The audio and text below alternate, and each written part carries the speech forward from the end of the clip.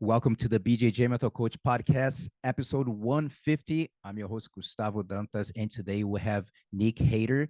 Nick is a Jiu-Jitsu black belt. He's the owner of Omni Jiu-Jitsu Academy in Los Angeles, and he is the leader of Guardian Project Los Angeles. And I have a quick intro for him. Nick's journey in martial arts began at just 7 years old after being a victim of bullying, which sparked his passion for learning how to defend himself. What started as self-defense evolved into a lifelong commitment to helping others through jiu-jitsu. Now, as the leader of Guardian Project LA, he's giving back to his community by providing underprivileged youth with the same opportunities he once received.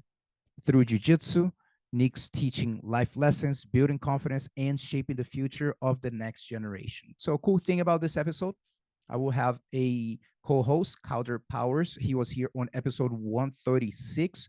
He's the director of Guardian Project, which is very similar to Jiu-Jitsu Tribe, is basically changing lives, utilizing Jiu-Jitsu in impoverished communities. So they do that worldwide. So it's going to be talking about more about it.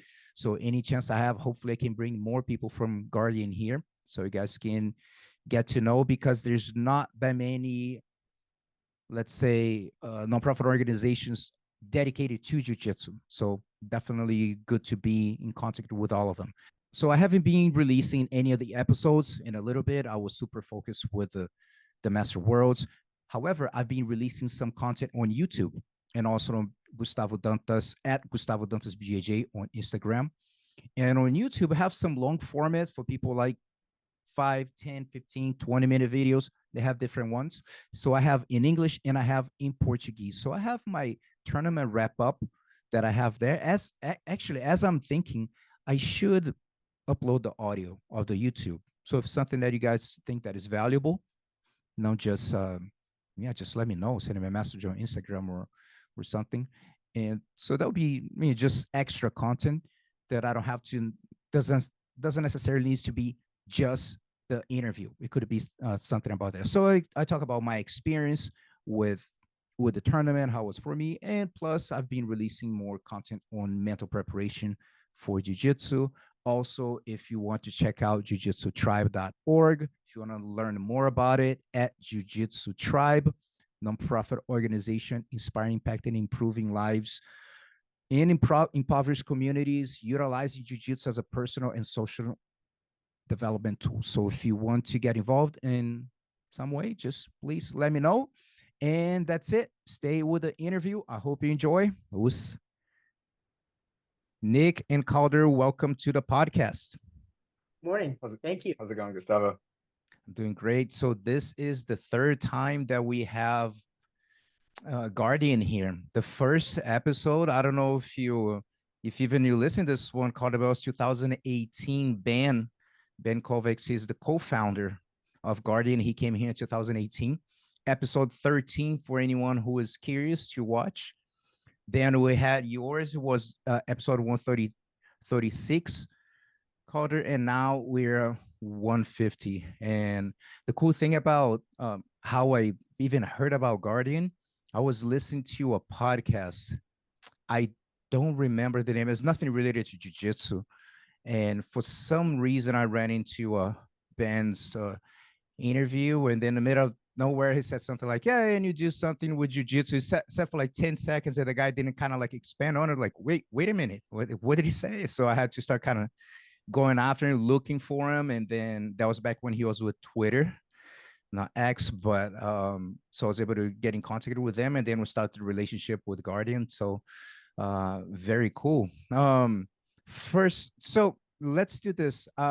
Nick, just tell us, because we're going to go back to the beginning of your journey, but just tell us right now what's going on with Guardian LA. So just in a nutshell, just explain to our listeners what's going on right now, what's exciting in your program. Currently we have about 32 sponsored kids, Guardian alone. So we at my academy, we have both paying students and non-paying students. It's a collaboration. So 32 of those kids are sponsored. We are located in South LA, which is historically one of the most impoverished areas of Los Angeles. but it's been amazing.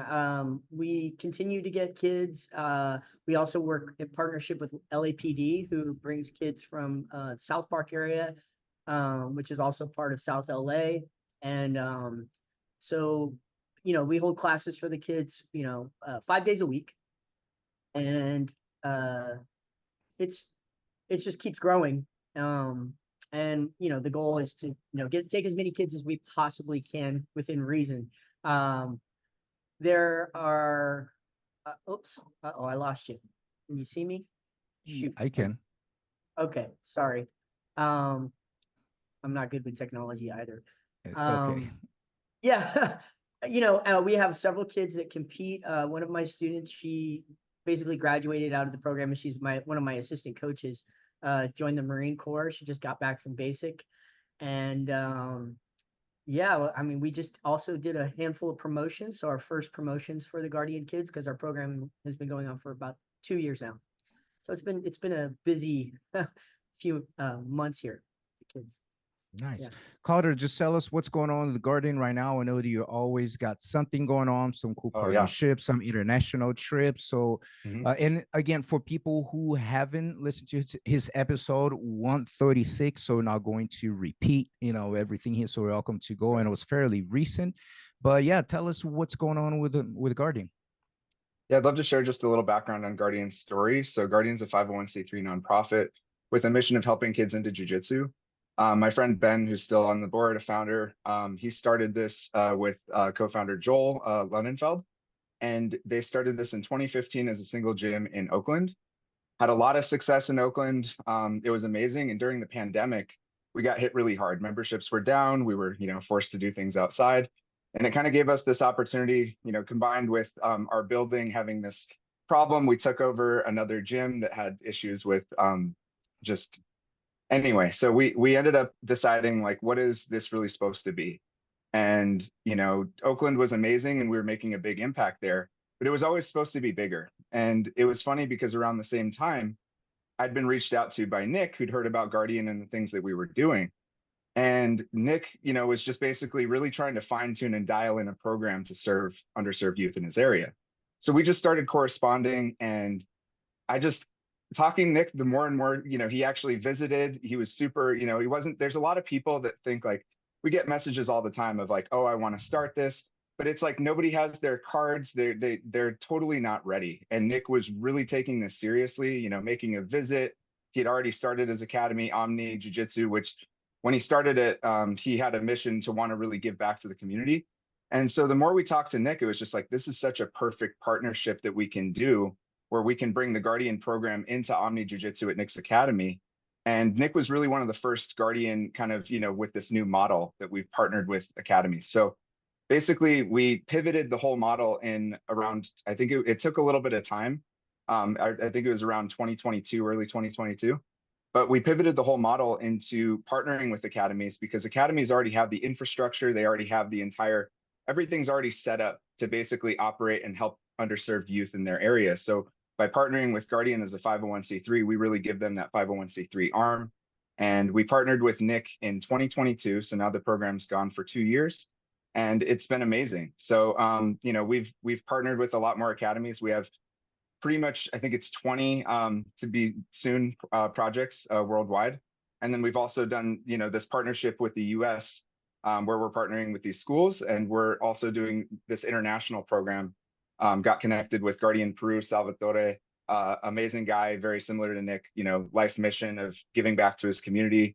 We've been able to fund that whole program, and we've been the international model, for some schools, they're kind of similar to Nick, where they already have, like Guardian Culiacan was already in academy. We're helping them bring on an extra amount of kids. And, there's just a ton going on. We have Guardian Ethiopia that'll be launching. We haven't announced it yet. But that one's really exciting because it's one of 2 academies in the entire country. So there's no jiu-jitsu out there. And that creates some interesting obstacles because there's nowhere to get gis. We're having a difficult situation. One of the first priorities is to build their mat space, which is just really sad right now. It's the puzzle mats. There's even kids, while some kids are training, there's other kids holding the mats in place just to make it a little bit safer. So that's one of the first priorities, is to get them mats. but it's challenging because just the shipping and, as you know, the taxes on importing anything. So a lot of exciting things with Guardian. Yeah, I'll pass it back. Beautiful.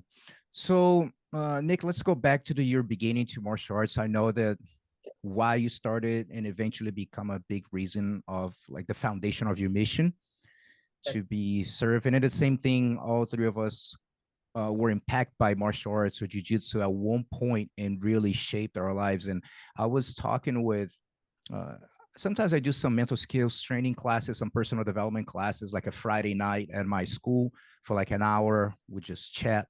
And I was mentioning how only until I'll be 50 this year. And I couldn't, when I was in my 20s or competing or just completely focused on just competing, the conversation of the benefits of jiu-jitsu or personal development wouldn't even cross my mind. You know what I mean? Only when I got older that I was really able to see like, wow, the impact that was in my teenage years. Just in my case, because I was so heavily focused on competing. Am I going to win? Am I going to lose? I'm not thinking about, being my best version or what jiu-jitsu is really doing for me on that personal development aspect. And of course, now we can sit back and look and see how crucial was martial arts, and in our case, jiu-jitsu, other arts. I practice other arts too.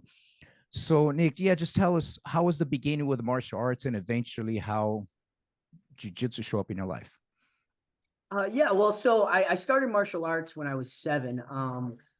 I grew up, pretty poor. I got kind of shuffled around between my grandparents, uncles, and aunts. And, I was a latchkey kid. I'm also going to be 50. So I had to, walk home from school, walk to school when I was a kid. And I used to get beat up all the time because, I'm really small. I'm a pretty small guy.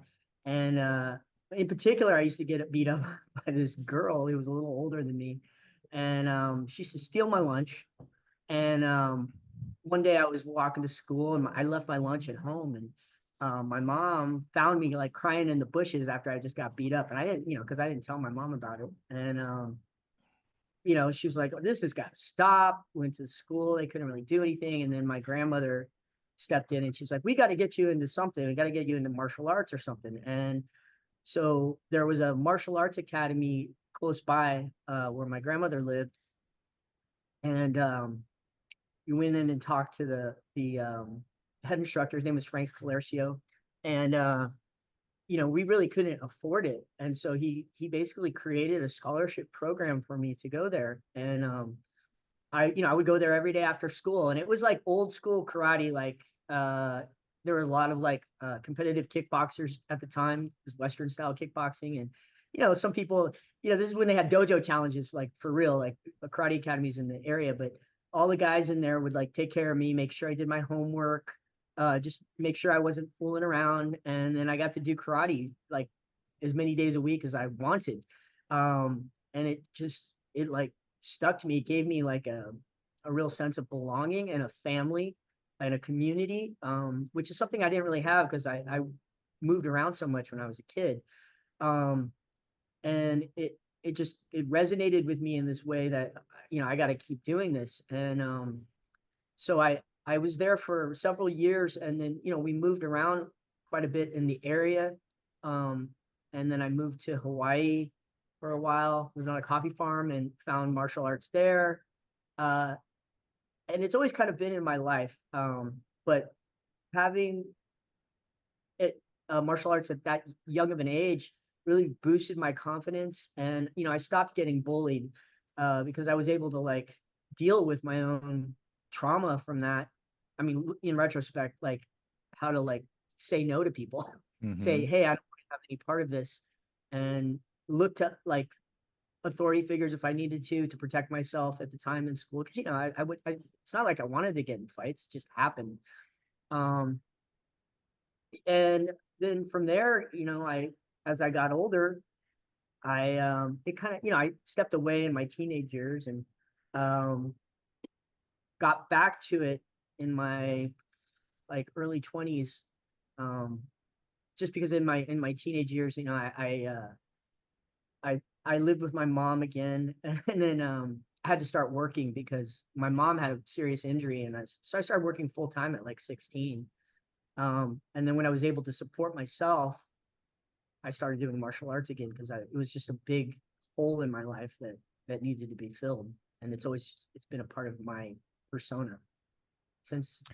And when jujitsu, how old are you when jujitsu show up in your life? So okay, yeah, sorry. So jujitsu showed up in my life in well, I started jujitsu in 2008.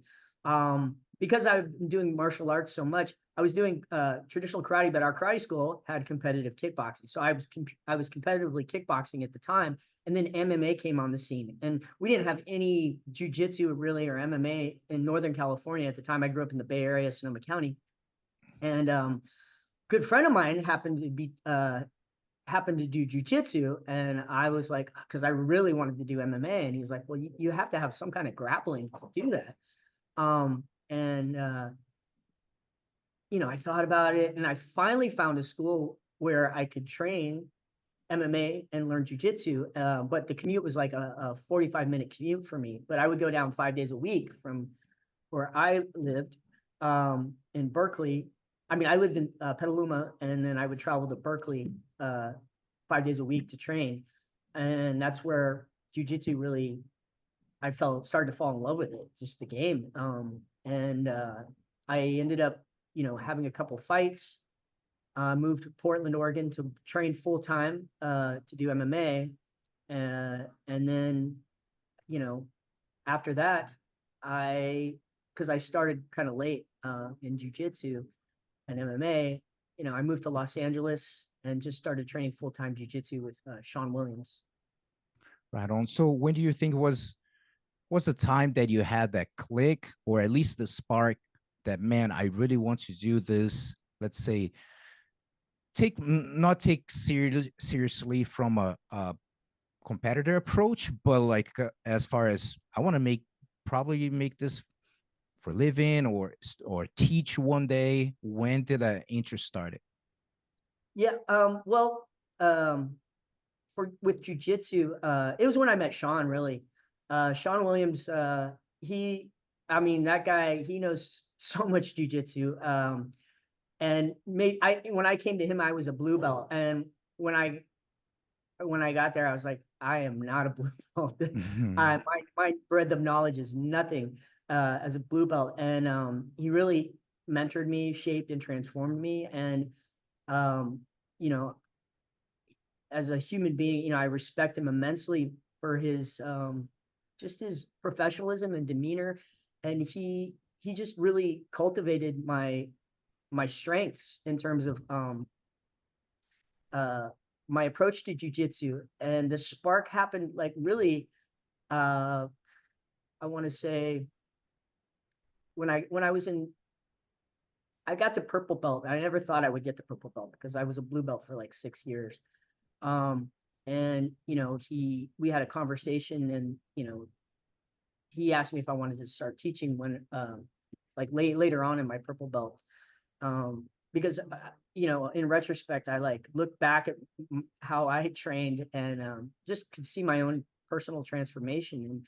And I've always wanted to help people, and I could see how jujitsu really changed people's lives, including my own, in tremendous ways. Um, you know, Before I started teaching, I was a chef for over 20 years.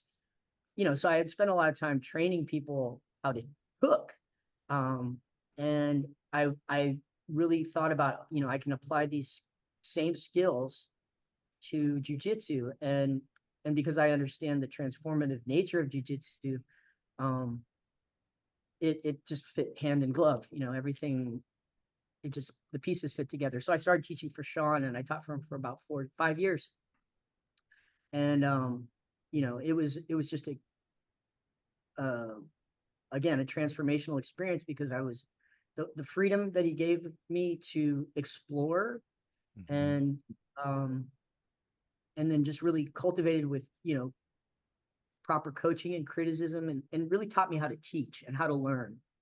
And I could see how those things worked, and so I wanted to apply those myself, and that's why I started an academy. I don't now. For, you mentioned about transformation. I want to ask you, Calder, and then Nick, you can give um, your 2 cents too.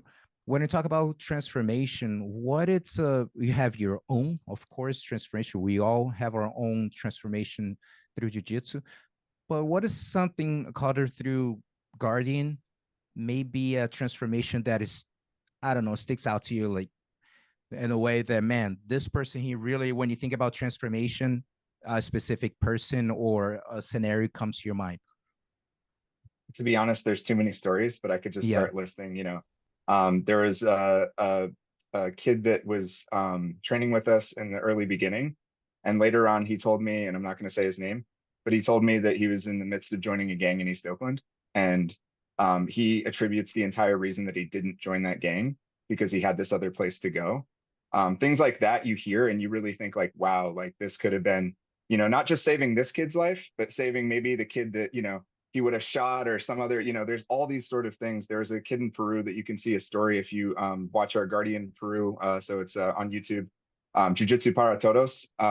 If you search that Guardian Peru, you'll see a story at the end. There's this kid, Anderson. He's deaf. He has motor coordination issues and he was getting bullied so bad every time when he was at school, when he was out on the street, he just stopped leaving the house altogether. And basically he was, training a little bit at Guardian Peru at the time, and the instructor Salvatore heard about this. And so he basically brought all the kids together and said like, hey, you need to protect him. This is your teammate. And that's what the kids did. And now, not only has he progressed through jiu-jitsu and training with Sal, his motor coordination's gotten so much better that he went from barely being able to walk to now being able to run. Now he's playing soccer. He's for the most part bully free. And, it's just like, it's an unbelievable thing to just look at, a life like that and just say, wow, like this kid was staying inside, terrified of going out. And like now he's running, he has all these friends. It's just unbelievable. But there's countless transformations. I mean, every academy has, and I feel like for every one that we hear about, there's probably, 10 more like we don't Absolutely. even realize. So those are a few. I mean, I could continue going down the list, but yeah. For sure. What about you, Nick?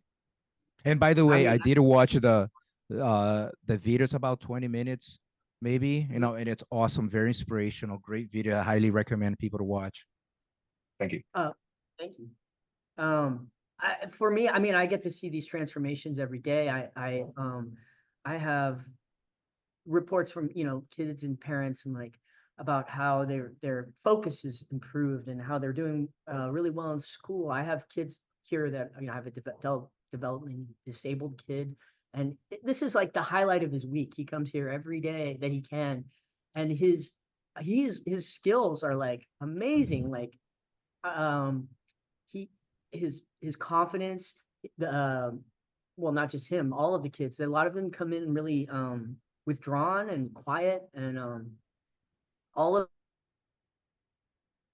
them, they learn to use their voices and kind of take their own agency here. We really emphasize mentorship and helping each other out, and so they've become their own community, where usually they, when they first come on the mats, they're scared, they're nervous, and improvement in grades. I have some kids that were really struggling in school, and now that they have a sanctuary, a place to come where they can let off steam and they can have their voices heard and be acknowledged. I feel like that really gives them an outlet um, to grow outside of here and not have to, to hold in all that stress. I've talked about kids that, a lot of these kids, they're in single family homes, both of their parents work, but they don't make that much money. They they have a lot of stresses that a lot of kids, more affluent kids, don't have to deal with. And you can see that when they're here, it's like that those stresses kind of go out the door because they're able to just let loose.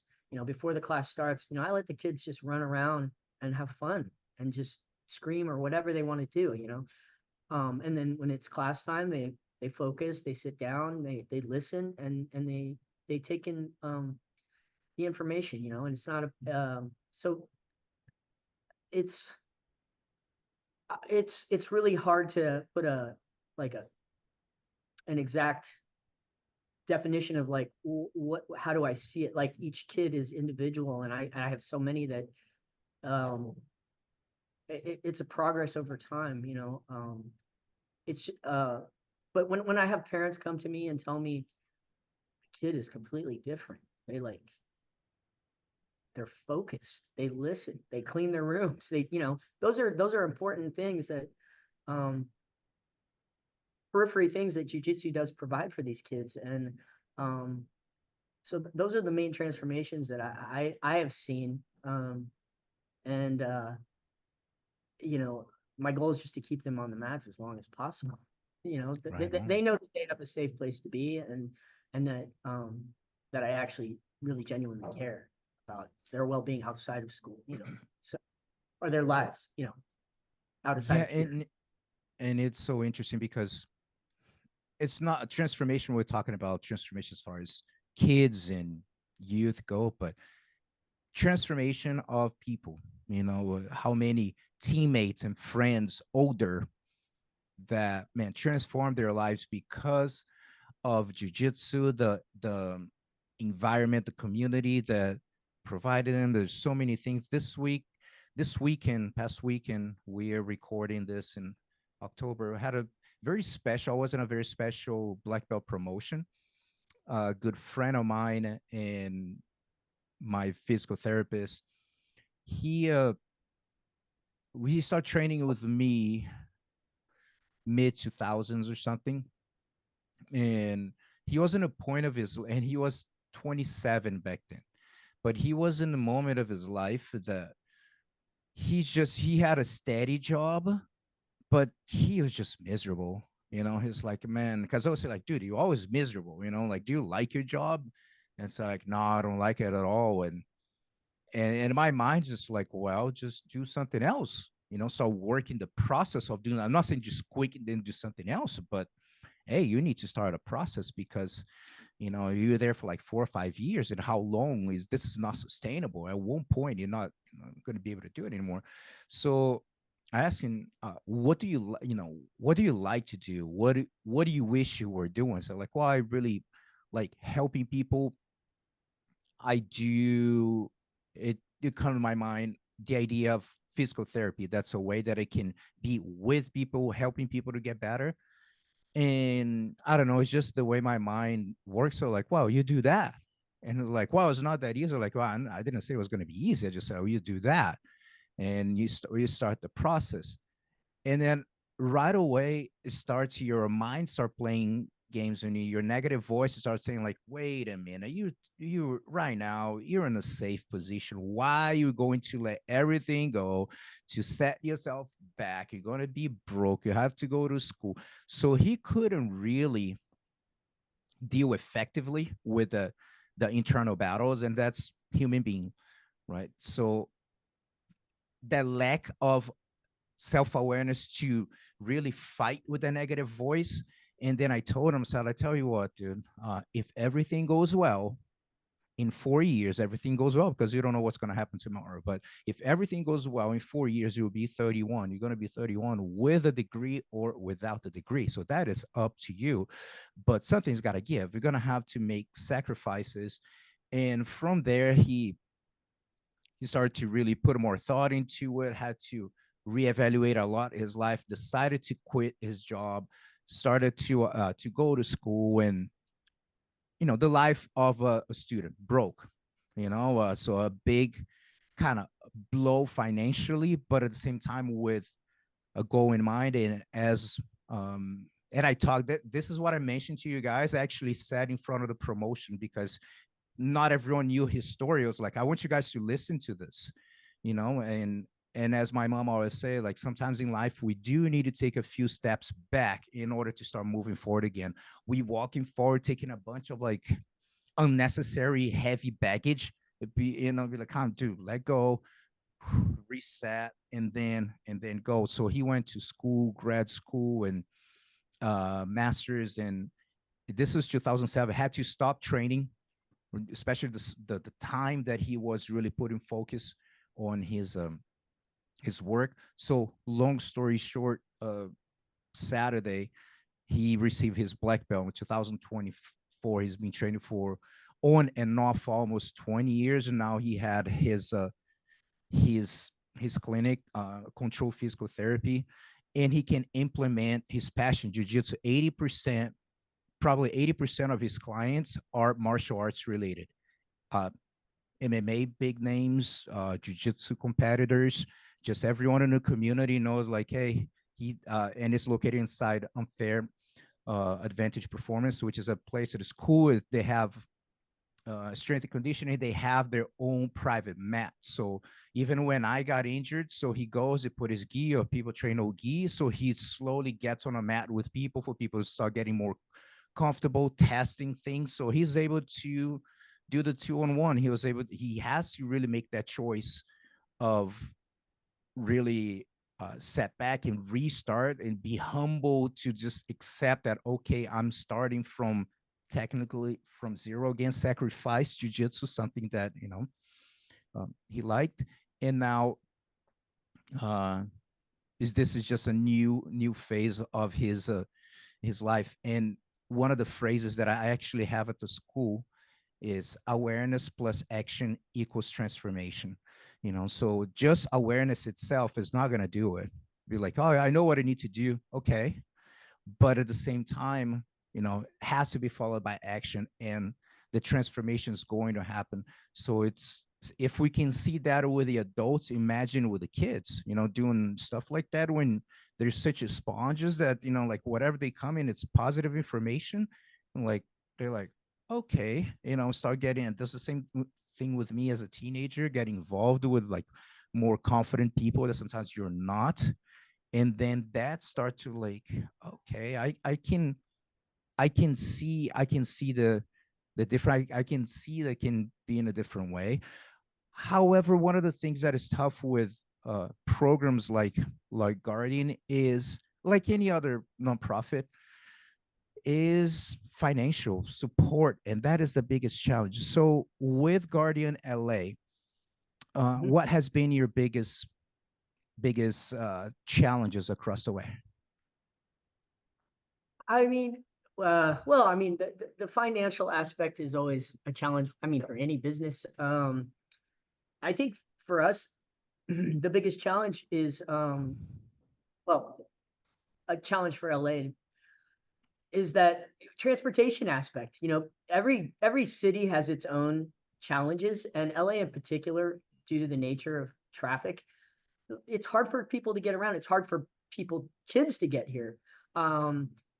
We don't have the luxury of be able to have classes for kids at like 3:30, 4:30 because their parents work and they have no way to get here. So our youth classes don't start until 5:30 in the evening. But we're working on that piece. Like I said, our partnership with LAPD, they actually bus kids in for us. Nice. But that's one of our biggest challenges, is being able to get the kids in here consistently, because they want to be here. It's just that they're not able to get here. And that's probably one of our main challenges right now.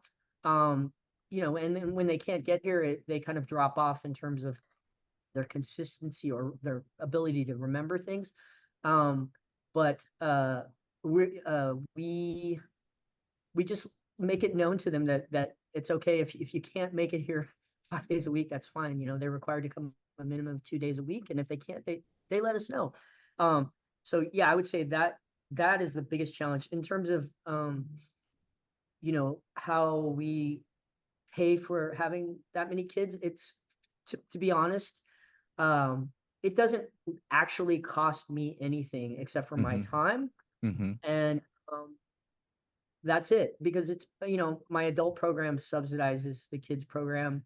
And I have people that help me and monitor on the mats when the kids are here. We try to have a really good ratio of supervisors to kids. And because the safety aspect is the biggest thing. But once the kids are in the program, they understand their role and how they have to behave. So it's yeah, that's the biggest challenge, and just getting the word out. Because as I said before, I would like to make this program as big as I possibly can. I've never had to say no to a kid. And I won't unless there's not enough space on the mats and we don't have enough people to watch. I think, from a business standpoint, people might frown upon that, but again, for me, it doesn't deter. It's actually, when I have more kids on the mat, it makes it a lot better. The kids have more fun. They're exposed to other kids, and with our youth program, our teenage kids, with approval, they're allowed to join the adult classes too, and they can take as many classes as they want, as long as they're, following up at home with homework, doing well in school, behaving, helping out at home. So I have quite a few teenage kids that come in at the adult program, which in turn, they're exposed to, adults and people that they might not otherwise come across, because I have a lot of adults that come from, all over the place, that travel to come train here, and quite some distance for LA. And so there's like mentorship going on as well. So Nice. those are the biggest challenges for me, is honestly the transportation aspect. Calder, got two questions. One is some of the current challenges that Guardian is facing, and also any questions that you want to ask your Nick to that would be interesting, or something that maybe you know the answer, but it's more for him to explain, or something you're curious. But anyway, so what are the current challenges for Guardian? Well, I think getting the word out has always been a challenge. I think getting like the more people that understand that this is a movement, that we're really trying to, change like the whole sport, in the sense of like making it accessible. Right now, jiu-jitsu, as everyone knows, is extremely expensive. It's not on the radar for underserved kids. And so, basically, for one, is just having the word get out. I think also, like, many hands make light work, and by the small donations really add up. And I think, in combined with getting the word out, and people may think that donating $5 a month, $10 a month isn't really going to move the needle, but the truth is it really does when a lot of people get involved. And so I think getting the word out really does also help. Even if you're not the one donating, you share a piece of content or something happens, maybe you're actually creating a donation down the line from someone else who gets aware about it and can resonate with it. There's a ton of things I wanted to talk about, with Nick. I think Nick is just an unbelievable person. He is somebody who's really like dedicated his life to changing, and helping others, and choosing to start his academy. I mean, Guardian LA, if you look at radius, what is it, Nick? 6 miles. There is no 6 miles. There's no academies within 6 miles. And it's because it's an underserved community, and it's because a lot of business owners would not want to choose to open an academy there. And I think that, Nick saw that and saw an opportunity, because it's his community, to really be like, no, I'm gonna provide this, and I'm gonna do it to change people's lives. And to take that much action is just so commendable. And as he said, he doesn't turn kids down. And I think that when it comes to sponsoring kids and things like that, the truth is that it doesn't cost, aside from maybe giving them a gi, if you have a program going, it doesn't cost money to have a kid sponsored. It starts to cost money maybe when your kid's program is so impacted that you're maybe turning down paying kids, or that you have to hire extra instructors, and that's really what a lot of the fundraising is primarily for. But it's funny, because like we've had a lot of partnerships, and I'm not going to say who this is, but there was one partnership that kind of fell apart just because there just wasn't much action on this academy's behalf. And I heard a red flag that I didn't really pay attention to when I was talking to them in the beginning, which was that, oh, we've wanted to do this, but and even talking about them turning down a kid, and and it was like, why? I don't understand, like, why would you not help if there's a kid that really needs it, and let's say you have a fully functioning academy. If you really wanted to do this, you'd say, hey, we're going to make things work, whether maybe it's a discount, maybe it's that there's typically going to be a way to make it work. So Nick has really stepped up and kind of been a role model, I think, for the jiu-jitsu community, to show what's possible. And we're very fortunate to have got some foundation grants and things like that to help support, but to show what's possible of like, hey, I'm gonna like really try to do my best to help the community and help those kids that can't, that wouldn't otherwise be able to train, ultimately completely change their lives. I've met kids at Nick's Academy.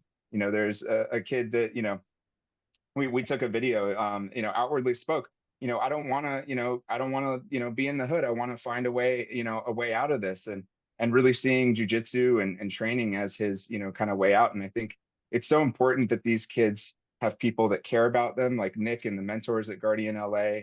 It's so important that they're able to go somewhere safe, that they have this thing to rely on, that they're not on the streets. And I think that when you acclimate a kid, it's all about acclimation, right? Like, you're not going to take a kid that has, maybe problems with, maybe it's, alcohol, weed, whatever, drugs, and, maybe negative friends. You're not going to be able to flip that kid overnight, but you introduce them to a community like Nick's, and they're going to be training there. They're going to be meeting the other kids. They're going to be seeing what healthy life looks like. They're going to be feeling what exercise looks like. And over time, they're going to make the right decision for themselves. And I think that that's really what it's all about, is giving these kids the opportunity. And it's just, I mean, there's so many things to talk about with Nick's program. He has a partnership, he briefly touched on it, with the Los Angeles Police Department. There is Los Angeles police that are bringing these kids from around the area that would not be able to get there in vans. And then they're watching. I've seen it. It's amazing. They're literally police officers smiling, watching on the side. A few of them train with Nick as well, which creates this unbelievable dynamic, because in an area like South Central LA, where you have all this like animosity with, the younger generation and the police, you have an environment that these kids are like, no, I know officer, he's awesome. He takes me to train. He gets me food. And so he's really building this, this community of what life really should look like, which is people together of all backgrounds, of all body types, the police, the youth. And it's absolutely incredible. So one thing, Nick mentioned was the transformation. And it's like, I get the opportunity to visit, Nick in Guardian LA about every 6 months. And you just visually see that kid that you saw 6 months ago, totally different. He has a kid, Nelson.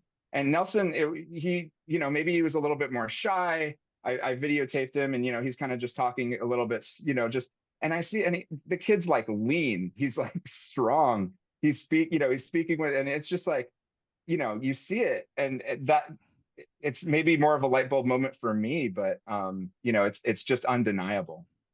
Beautiful. One thing that Nick mentioned about transportation, for people who might have some people listening for the first time, maybe never heard of myself or the podcast, but in the middle of a bunch of things that I do like with the podcast, I do bring entrepreneurs, high performers, and community leaders. So when I do have a chance to bring people to talk about nonprofit organizations, I always give the platform, especially related to jiu-jitsu, because reality, we don't have that many people doing that kind of work, and especially in the United States. And so for people who don't know, I co-founded a nonprofit organization, Jiu-Jitsu Tribe, in 2010, and we work on 3 different areas. And one of them is a partnership with the area of mental health. So we do a partnership with behavior centers that work with kids and teens with anxiety disorder, depression. And this one in Phoenix is called Resilient Health. So what is interesting about this program? Number one, they already work with a tutor. They already have someone that is actually working with them, social emotional learning, so all that stuff. And we do present the opportunity of implementing jiu-jitsu on their treatment per se. Now, so when we started this, I don't know, it was before pandemic. When we start this program, we did a pilot at my school in Tempe, Arizona. They're located in Phoenix. So we did 2 classes. One was a group for 10 people. Then we did another one for 10 more people, and for kids. And it was incredible change. So now, what was one of the challenges was, first, as soon as the behavior center, they listen jiu-jitsu, they think fighting, hurt, they're going to get violent. They don't know. So they don't know what jiu-jitsu is about. So automatically, liability. But we did have someone, Lori, who her brother is one of the co-founders of Jiu-Jitsu Tribe, to be able to vouch, because she worked with the organization. So like, hey, it's not going to cost you anything. Let's just give it a try. And then the feedback was so powerful from the parents that they like, hey, we haven't had any type of feedback with any activities that have been hooked up with until this one. Now, was awesome. However, the problem was logistics, exactly what Nick said, because a lot of them, they live like 45 minutes away. You know, they're more like closer to the behavior center than us. So they had to arrange to bring it, got to a point that's just, it wasn't sustainable because some of the kids are spread out a little more. So one of the things I did too, I've been promoting events in Arizona for over 20 years. I'm the owner of Arizona Brazilian Jiu-Jitsu League. So what I decided to do is expand this program, and we get in contact with Resilient Health. They say like, hey, we do have a potential candidate, a kid that wants to train. So I said, where does he live? Where is he located? From that, we go, what is the nearest jiu-jitsu school by this kid's house? So we get in contact with them, with a school, especially if they already showed an interest that they want to participate in this program. Say like, would you be willing to sponsor one kid? All you need to do is just, you can even loan him a gi. If the kid stop training, you get the gi back. That's okay. But you don't charge him. He trains for 3 months, reevaluate, is enjoying. This is something that he wants to do, because at the same time, if the kid maybe is not clicking, is not enjoying, and is it worth it for him to keep doing, you know, or whatever. So after that, 3 more months, for 6 months to reevaluate. After those 6 months of jiu-jitsu, do you want to continue? Does the academy want to continue sponsoring? Is the kid putting the work? So it's not, so they need to have some type of accountability of like, okay, they're coming to class and, you know, and working. So we've been able to get schools in a valley that are willing to like, yeah, dude, no problem. Hey, you can send more than one, no problem. It's not like we're asking every day. There's new kids, ain't like that. A lot of the kids don't even know what jiu-jitsu is anyway, you know, the parents.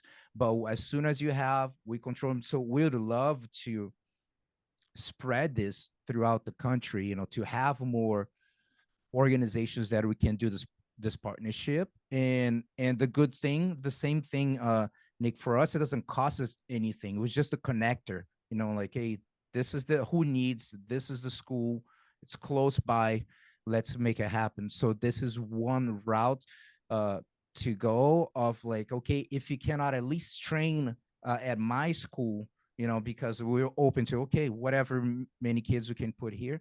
But if it's not possible, what's another option? Where can you go? So this has been one of the approaches that we're trying to expand to. But again, the challenge is the acceptance, people knowing what jiu-jitsu is, in logistics. But I feel that uh, overall, some of the changes that we've seen too, man, are super powerful. And then introducing jiu-jitsu to them, and hopefully, who knows, we can do we can have more stuff around. Um, so what do you think, Nick, that maybe anything, you've been doing this for not that long, but how is your mindset when you started the program with Guardian LA, and how has evolved to now? That maybe something that maybe I would have approached this a little bit different, or everything is going the way you wanted. What do you think? Uh, well, I mean, when I first started the Guardian LA program, I mean, I was already well, before I started it, when I opened the academy, uh, I already knew that I wanted to do something along the lines of Guardian, and that's why I called up Calder. I held off on even starting my youth program because I wanted to make sure that I had the pieces in place to do what I am doing, which is to provide jujitsu to kids, you know, that couldn't otherwise afford it. So my mindset was at that time, you know, was to make sure that I took my time, started, you know, in a very uh, conservative way. Let's just put it that way. Just to make sure that if I was going to make any mistakes, they would be small mistakes and not giant mistakes. And you know, I I was fairly confident that it would go well just because I had already been working with a couple of kids and had taught kids before. Um, my there isn't anything I think that I would change except that I would be a little more aggressive about getting more kids. and putting the word out there, just because I understand now how to do it a little more efficiently or better, and not have been so conservative with that. That's probably the main thing that I would change. Just because of my confidence, it was new to me, and being my own business owner, that was new to me. So like that's the approach I took with the whole aspect of just starting the academy, because I had no idea where it would go. I mean, I funded the whole academy myself. I didn't take loans, or nobody's invested in me. I did this all on my own. So I wanted to make sure that I could do it and manage my time.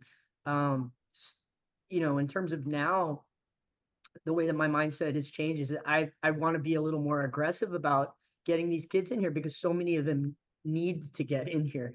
And I've been, like, when we spoke about the transportation aspect, I've been looking into a way to have a van and get roll up mats, because with our partnership with LAPD, we've been talking about doing like a pilot program to get the kid, to like a funnel them in here, where they have like a pre-jiu-jitsu program, where I have a curriculum that I wrote up for that, just to see which kids are interested, to see who would like to come actually to the academy. And then, I would like to connect with other districts, because currently we're mainly with just District 9, which is in Southeast LA.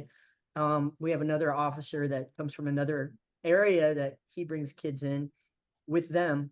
But we've been talking about expanding it out to other districts, because they have the facilities with LA Parks. So we can bring the mats to them, and maybe 4 days a week, different areas, to get more kids in here. So I'm trying to take a more aggressive approach with drawing more kids in. And I have enough students. My wife, she's a black belt, and she's very much wanting to do this as well. And so have qualified instructors go 4 days a week to these other areas, just to get the kids started, to get a taste of jiu-jitsu. And then working on later on, figuring out a way to get them here with transportation, finding like the way that the police do. Because at this point with the police, they can only get the van so many days. If they could get it every day, they would, but they can't. So we're looking for a way to do that ourselves. Nice. Calder, what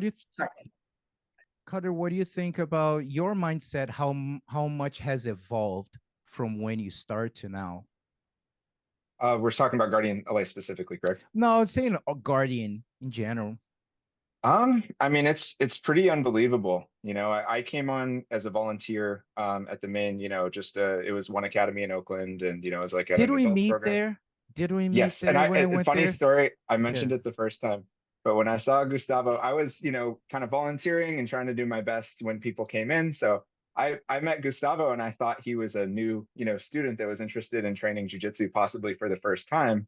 And I think being a new volunteer and a younger kid, I kind of gave him the whole spiel of like, oh, jiu-jitsu is so amazing. And he's just kind of smiling and looking. I didn't even know I was talking to like a black belt world champion. But yes, we did meet at the first academy there. And, I think it's just been unbelievable how, this program has blossomed, and, the impact that we're at right now, soon to be 20 academies, over 400 kids sponsored under the banner.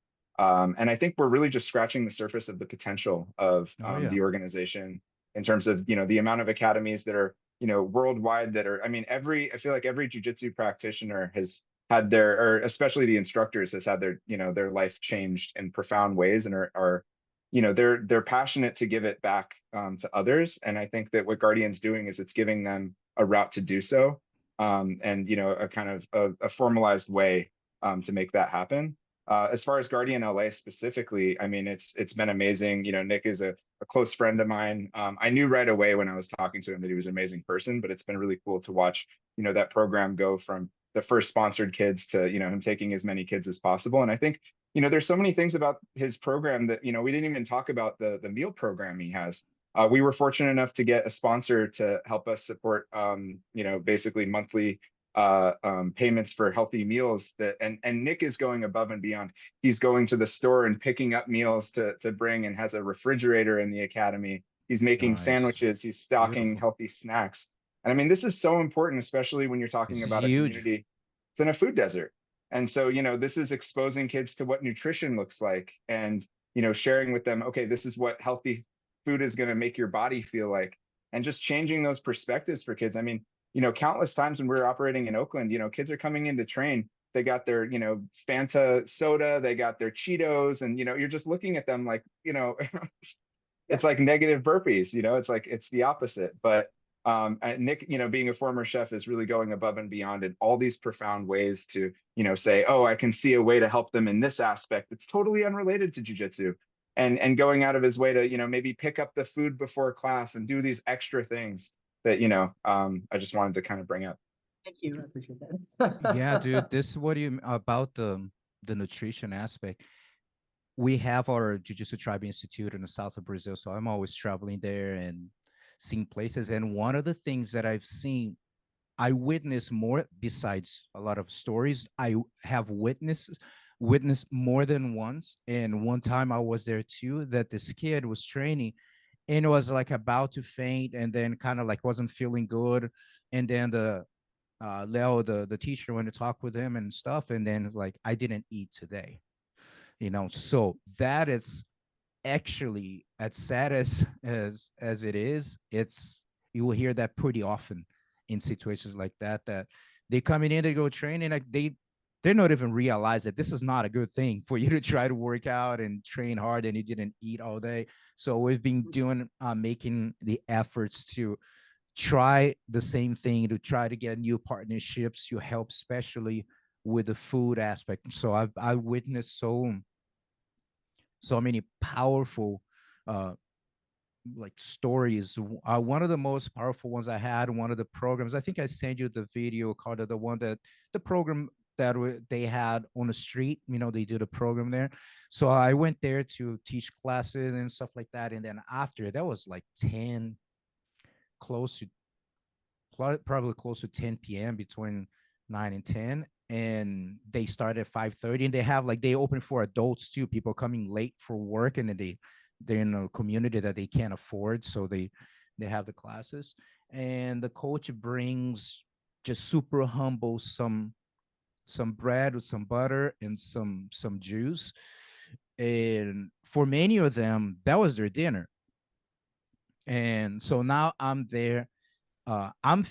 They are stoked that I'm on the mat sitting, eating with them. I'm feeling bad because I'm eating their food.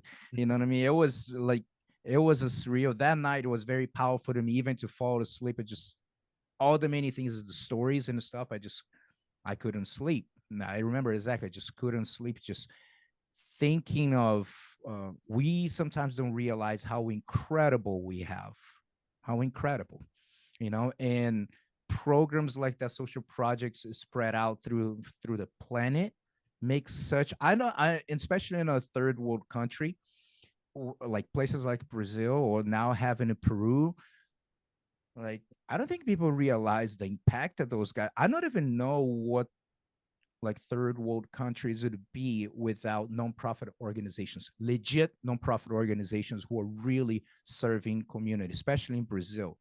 They have, it's a big country, but it's thousands of programs. Imagine the United States, all spread out. Every state has hundreds of social programs in each state. In jiu-jitsu, that's what happens in Brazil. People don't realize that. It's not just like, I'll have one here. They're like, no, each state, they have, like, of course, some of them, they have hundreds, maybe some don't have hundreds, but if you go to Rio, Sao Paulo, the big cities, dude, that's crazy. They have like everywhere, and they do the best they can to provide to the community. Getting close to the end, to wrap up, man, how can we gonna with both? So first, Nick, how can anyone help Guardian LA? Any type of partnership, maybe someone that is local or not, but how can we help? Well, I mean, you could go to our website, guardiangym.org/LA, and there is a Sorry, I donation. think it might be, is it Los Angeles? I want to just make sure. Los I think it Angeles. might be Sorry, /Los guardiangym.org. Angeles. I Yes, just apologize. so you Sorry. say it right. No worries. You're right. Guardiangym.org/Los Angeles. There is a donation platform there through Give Butter, and it is tax deductible. There you can make a one-time donation, or if you'd like to make a monthly donation. And again, those little tiny donations, $5 a month, those add up and they make a big difference for us. Letting people know about what we actually do here. So sharing on your social media, sharing your stories, are the stories of our kids and so on. That is a tremendous help, because I think one of the biggest challenges is getting people to understand what jiu-jitsu is, and that it's more than just a fighting or combat sport. It's a vehicle for transformation for these kids. And so spreading the word, that's the biggest thing. If you are local and you know a kid that could benefit from jiu-jitsu or that wants to do jiu-jitsu, let them know about our program. We're here to help.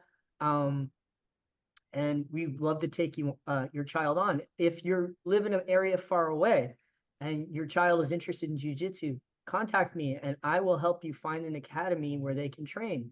The jiu-jitsu community is so big, but yet so small. We have a lot of connections with other academies where we can find a way to get training for your child.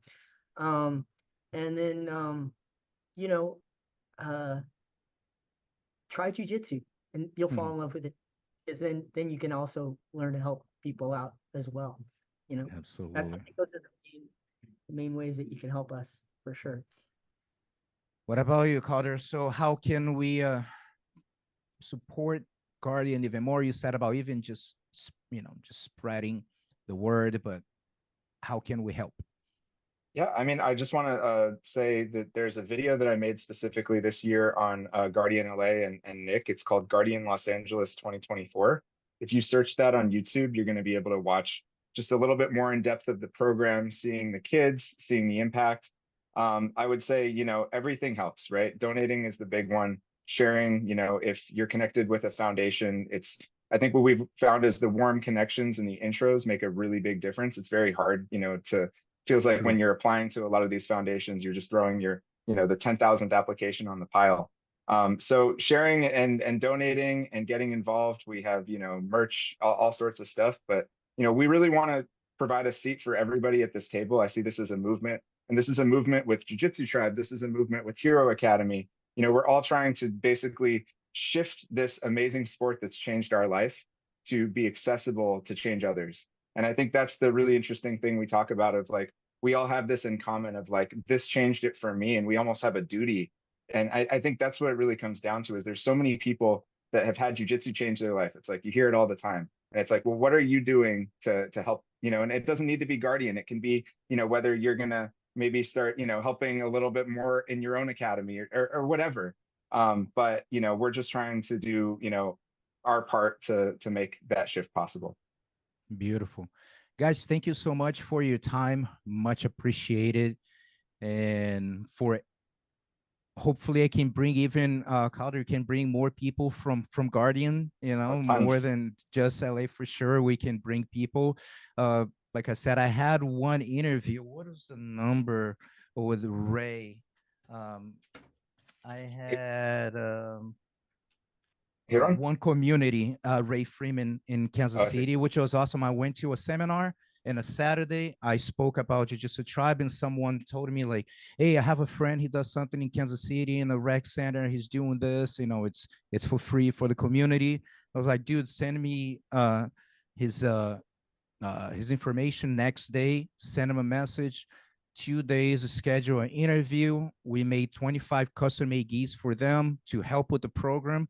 You know what I mean? Because if I know someone is doing, because I said there's so many few people that are doing this in US, so be like, if we can find, if you guys know, like, sure, man, I love to have, given the platform.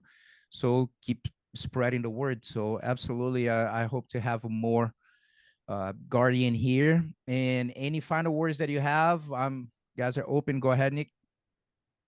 Oh, me? Oh, I just want to say, thank you so much for providing this platform, Gustavo. It means a lot to me. I get emotional about how much, jujitsu transforms people's lives. And, it's been my goal to just provide, be of service, however I can to people and to kids. And I never thought I would get this far, to be honest. And it's I just want to thank everybody in the past and everybody who's going to be in the future in my life for being there for me and believing in what I've been doing, because it's been amazing, and I can't wait to keep going on this journey. So thank you very much, Gustavo. I appreciate it. Beautiful. What about you, Calder? Yeah, I want to thank you as well, and I think the work that you're doing at Jiu-Jitsu Tribe's incredible. I want to thank Nick. He's been just an unbelievable partner and really, like I said, a role model for the Jiu-Jitsu community. I think that, I really see this investment with youth as just unlimited ROI. There's no a kid can have their life change, but that means they're going to be, a better father, a better friend, and have this just we don't even understand how far that positivity can go, and maybe they want to change other people's lives, and then so like down the road, I look at it like, almost like investing in one of those like Bitcoin or stocks that just goes like insane, and I really don't see a limit. So I think, I'm glad to be, a part of this movement with you guys, and thank you. Yes, sir. Thank you so much, guys. Stick around for a second, and I see you guys soon. Who's Thank you very much.